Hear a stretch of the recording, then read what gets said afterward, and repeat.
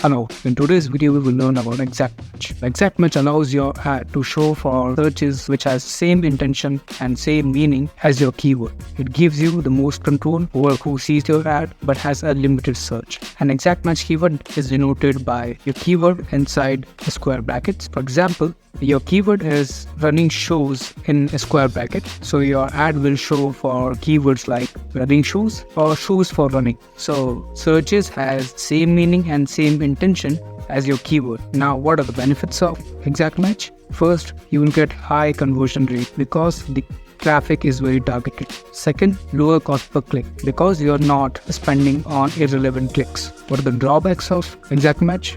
Well, as the searches are pretty targeted, hence the volume or the quantity of traffic is very low. So you may experience a lower quantity of traffic, but the quality of traffic is very high in exact match. For an effective campaign, you can merge your exact match keyword with phrase and broad. You can test it with manual and automated bid strategies and see what works for you the best.